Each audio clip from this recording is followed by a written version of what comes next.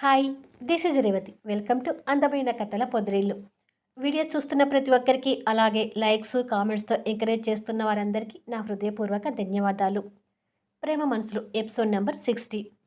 శ్రీరామ్ని పెళ్లి చేసుకోవడానికి రేణు ఒప్పుకుంటుంది కదా, ఆ తర్వాత నుంచి స్టోరీ కంటిన్యూషన్.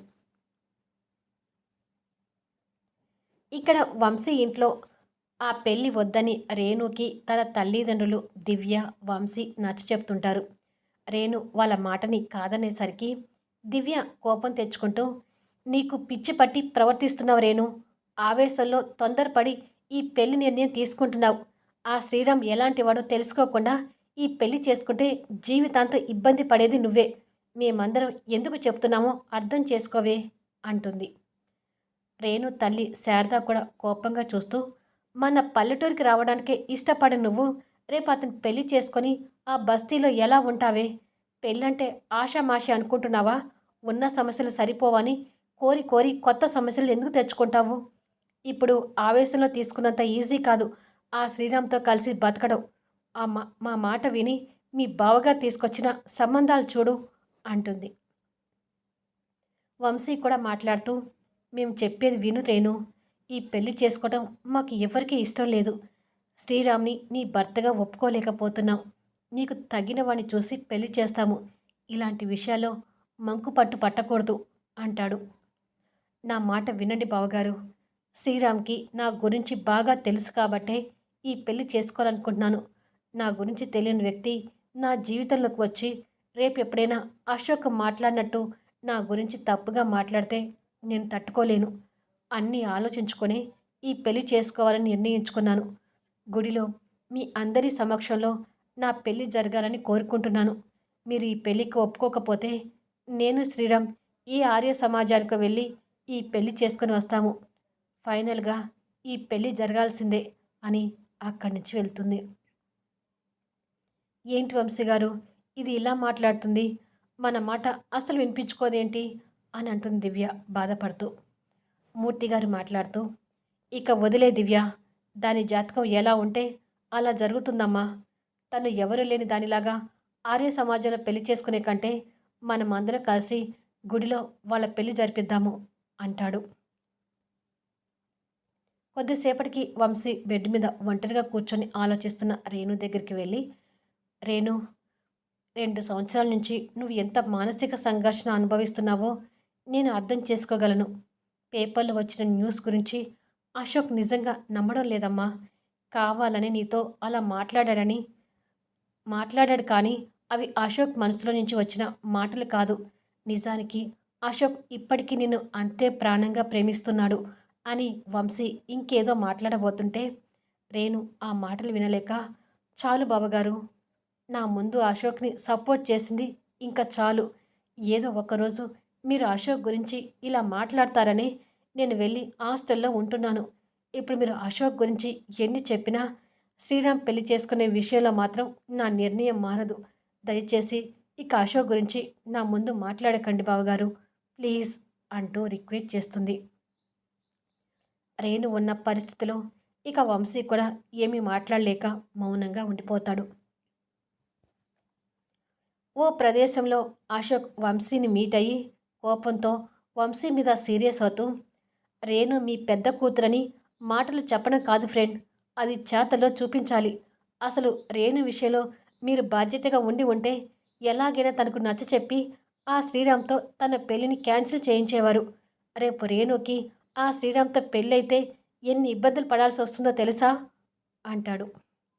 వంశీ కూడా కోపం తెచ్చుకుంటూ, శ్రీరామ్ విషయాన్ని పక్కన పెట్టండి. అసలు మీ వల్ల రేణు ఎన్ని ఇబ్బందులు పడుతుందో తెలుసా? ఎన్ని అవమానాలు భరిస్తుందో తెలుసా? తను ఈరోజు ఇలాంటి నిర్ణయం తీసుకోవడానికి మీరు కాదా కారణం?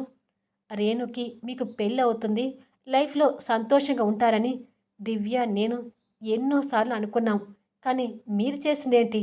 లాస్ని పెళ్లి చేసుకోవాలనే ఉద్దేశంతో రేణుని కావాలని బాధపెట్టి తన లైఫ్ని రిస్క్లో పడేటట్టుగా చేస్తున్నారు. మొత్తం మీరు చేసి రేణు విషయంలో బాధ్యతగా ఉండటం లేదని పైగా నన్ను అంటున్నారు. మేమందరం ఎంతగానో రేణుకి నచ్చ చెప్పాము. కానీ రేణు మా మాట విననప్పుడు తన నిర్ణయానికి తల వంచక ఇక ఏం చేస్తాము? అని చెప్పి అక్కడి నుంచి కోపంగా వెళ్ళిపోతాడు. అశోక్ రేణు మీదున్న ప్రేమతో ఇంకా కోపంగా మారుతూ తల పట్టుకొని, అందరూ నన్ను తిట్టేవాళ్ళే కానీ నా బాధను మాత్రం ఎవరు అర్థం చేసుకోవడం లేదు.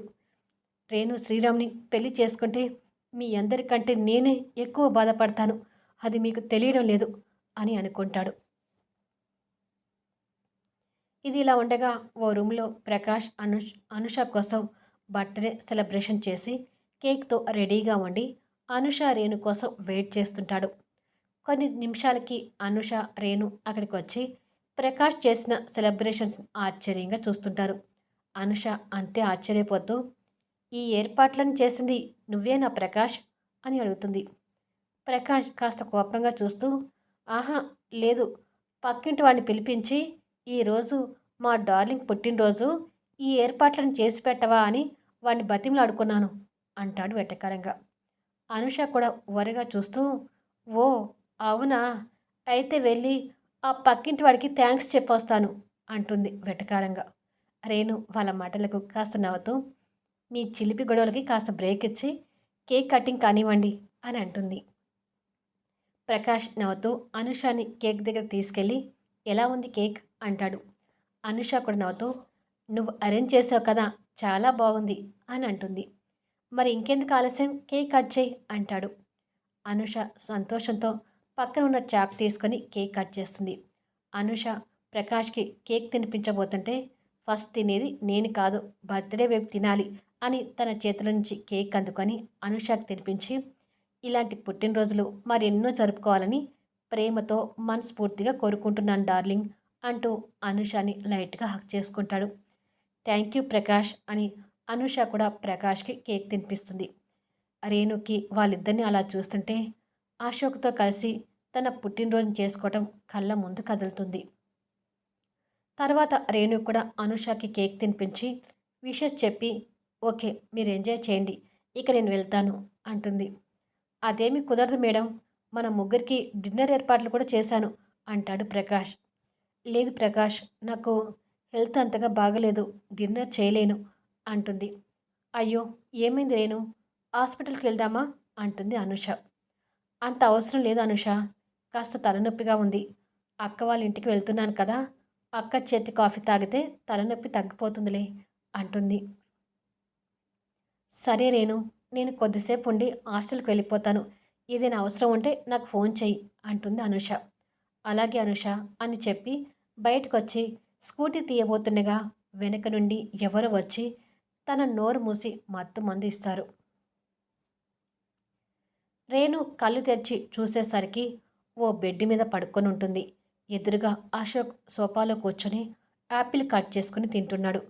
అశోక్‌ని చూసిన రేణు కంగారు పడుతూ బెడ్ మీద నుంచి లేచి కూర్చొని చుట్టూ చూస్తూ, "నన్ను ఎక్కడికి తీసుకొచ్చావు?" అని అడుగుతుంది కోపంగా. అశోక్ కూడా అంతే కోపంగా చూస్తూ, "కంగారు పడకు. ఇది నా గెస్ట్ హౌస్" అంటాడు. రేణు కోపంగా బెడ్ దిగి వెళ్ళబోతుంటే అశోక్ తన చేయి పట్టుకొని, "నీతో మాట్లాడడానికే నిన్నిలా తీసుకొచ్చాను" అంటాడు. రేణు కోపంగా అశోక్ చేయి నుంచి తన చేతిని విడిపించుకొని, "ఎందుకిలా నన్ను టార్చర్ చేస్తున్నావు?" అని అడుగుతుంది. అశోక్ కాస్త కోపాన్ని తగ్గించుకొని నిదానంగా మాట్లాడుతూ, "టార్చర్ కాదు రేణు. ఇప్పుడు నేను చెప్పబోయేది నీ మంచికే. నువ్వు శ్రీరామ్‌ని పెళ్లి చేసుకొని నీ భవిష్యత్తుని పాడు చేసుకోవద్దు. చూడు, మీ బావగారు నీకోసం మంచి సంబంధాలు చూసి పెట్టారు. వాటిల్లో నుంచి నీకు నచ్చిన వాడిని చేసుకుంటే నీ జీవితం చాలా బాగుంటుంది" అని అంటాడు. రేణు కోపంగా చూస్తూ, "అసలు నేనెవరిని చేసుకుంటే నీకెందుకు? నా భవిష్యత్తు ఏమైతే నీకెందుకు? ఇదంతా నాతో ఎందుకు మాట్లాడుతున్నావు?" అని అడుగుతుంది. "నువ్వు సంతోషంగా ఉండాలని ఇదంతా చెప్తున్నాను రేణు. నువ్వు నా మీద పంతంతో ఈ పెళ్లి చేసుకుంటున్నావు. దయచేసి ఈ పంతం వదిలిపెట్టు. నీకు పుణ్యం ఉంటుంది" అంటాడు రిక్వెస్ట్‌గా. "ఏంటి? నా సంతోషం కోసం ఇదంతా చెప్తున్నావా? 2 సంవత్సరాల క్రితమే నీ మాటలతో నాకు సంతోషం లేకుండా చేశావు. ఇక నా జీవితంలో ఏ సంతోషం మిగిలి ఉందని ఇలా మాట్లాడుతున్నావు?" అని అడుగుతుంది. ఆ మాటలకి అశోక్ మోకాళ్ళ మీద కూర్చొని పోయి, "నేనలా మాట్లాడడం నా తప్పే రేణు.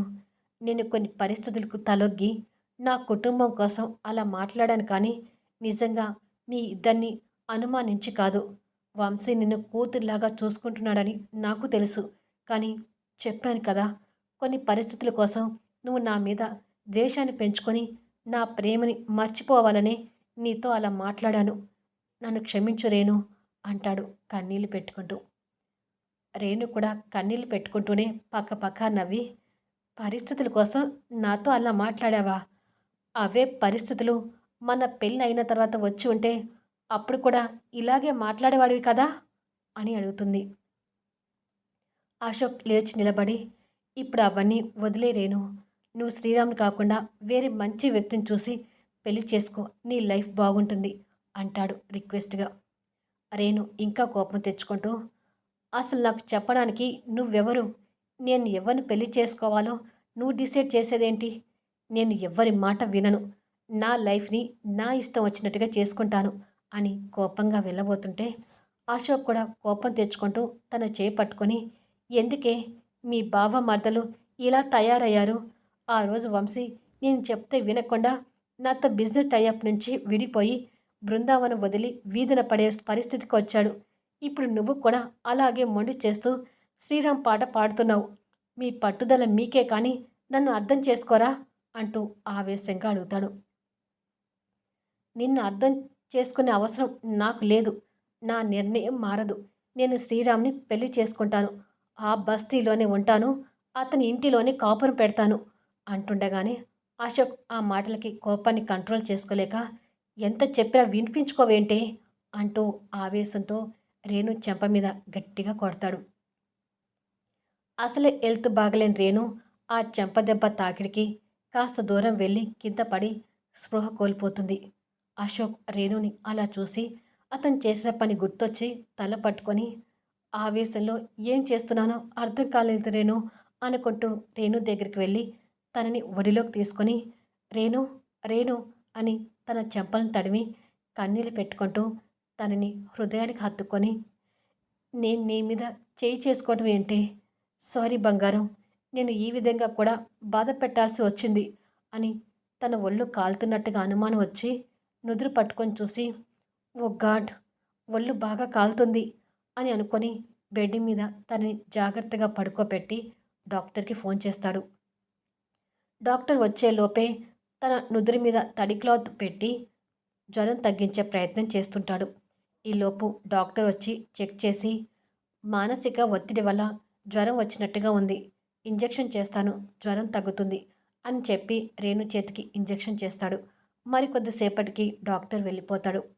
అశోక్ తన పక్కన కూర్చొని కన్నీళ్ళు పెట్టుకుంటూనే రేణు తల నిమిరి, ఏ చేయితో కొట్టాడో ఆ చేయిని కోపంగా చూసుకొని బెడ్ దిగి యాపిల్ కట్ చేసిన చాకుతో అతని చేయిని కోసుకుంటాడు. గాయం నుంచి రక్తం కారుతుండగానే మళ్ళీ కోసుకోబోతుండగా వంశీ అడ్డు వచ్చి చాకుని అందుకొని పక్కకి విసురుతాడు. అశోక్ ఆశ్చర్యపోతూ, మీరెప్పుడొచ్చారు ఫ్రెండ్ అని అడుగుతాడు.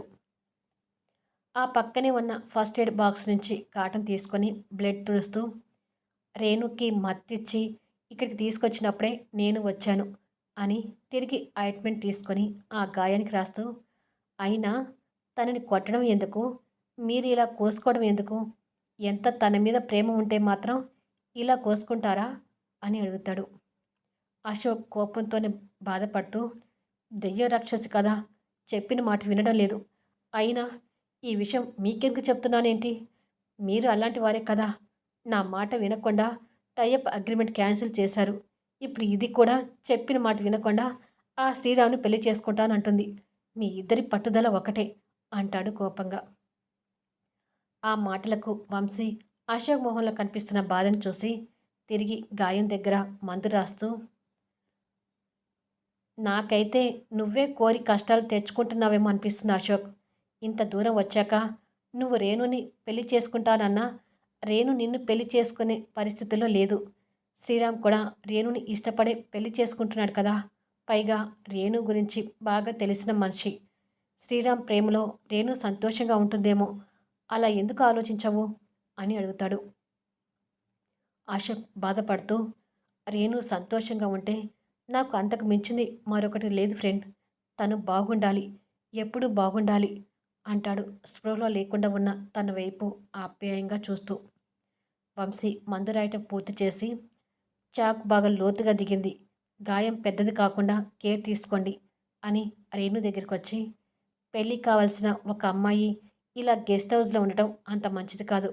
రేణుని మా ఇంటికి తీసుకెళ్తాను అని రేణు రేణు అంటూ తనని లేపుతుంటాడు. తనని డిస్టర్బ్ చేయకండి ఫ్రెండ్. ఇంజెక్షన్ చేశారు కదా, మత్తులో ఉంది. మీరు వెళ్ళి కార్ తీయండి. నేను తను తీసుకొచ్చి కారులో పడుకోబెడతాను అంటాడు. సరే అని వంశీ వెళ్తాడు. అశోక్ రేణు వైపు ప్రేమగా చూస్తూ 2 చేతులతో తనని ఎత్తుకొని కారు దగ్గరికి వస్తాడు. అప్పటికే వంశీ కారు స్టార్ట్ చేసి ఉంటాడు. అశోక్ కన్నీళ్ళు పెట్టుకుంటూ రేణుని హృదయానికి హత్తుకొని ప్రేమగా నుదుటి మీద ముద్దు పెడతాడు. అశోక్ రేణు మీద చూపిస్తున్న అభిమానాన్ని కారు మిర్రర్లో నుంచి వంశీ చూస్తుంటాడు. తిరిగి అశోక్ జాగ్రత్తగా రేణుని కార్ వెనక సీట్లో పడుకోబెట్టి వంశీ దగ్గరికి వచ్చి, రేణుకి జ్వరం తగ్గే వరకు మీ ఇంట్లోనే ఉండనివ్వండి ఫ్రెండ్, హాస్టల్కి పంపించకండి అంటాడు. సరే అని వంశీ డ్రైవింగ్ చేసుకుంటూ వెళ్తాడు. అశోక్ కన్నీళ్లతో చూస్తుండిపోతాడు. అశోక్ మళ్ళీ శ్రీరామ్ ఇంటికి వస్తాడు. శ్రీరామ్ అశోక్ని కాస్త కోపంగా చూస్తూ, మళ్ళీ ఏ రకంగా మా పెళ్ళిని ఆపడానికి వచ్చారు సార్ అని అడుగుతాడు. ఆపడానికి కాదు, రేణుని పెళ్లి చేసుకోమని చెప్పడానికి వచ్చాను. మీ పెళ్ళి ఆపాలని రేణుతో మాట్లాడాను, కానీ వినడం లేదు. నువ్వు తప్పుగా అనుకోనంటే నీకు ఒక విషయం చెప్పి పోదామని వచ్చాను. రేణు మంచి మనసున్న అమ్మాయి. రేణు నీకు భార్య అవుతుందంటే అది నీ అదృష్టమనే చెప్పాలి. రేణుని కష్టపెట్టకుండా కంటికి రెప్పలా కాపాడుకో శ్రీరామ్. మీ సంసార జీవితం బాగుండాలని మనస్ఫూర్తిగా కోరుకుంటున్నాను. మీ పెళ్లి టైంకి నేను ముంబై వెళ్తున్నాను. ఇక మీ ఇద్దరికీ నేను ఎప్పటికీ కనిపించను. రేణు జాగ్రత్త అని శ్రీరామ్ భుజం తట్టి వెళ్తాడు. శ్రీరామ్ అశోక్ మాటలకు ఆలోచిస్తుండగానే శ్రీరామ్ ఫోన్కి లాస్య దగ్గర నుంచి ఫోన్ కాల్ వస్తుంటుంది. లాస్య శ్రీరామ్కి ఎందుకు ఫోన్ చేస్తుంది అనేది నెక్స్ట్ వీడియోలో చూద్దాము. మరి ఈ వీడియోపై మీ అభిప్రాయాలు తెలుపుతూ కామెంట్స్ ఇవ్వండి. అలాగే లైక్స్ ఇచ్చి ఎంకరేజ్ చేయండి.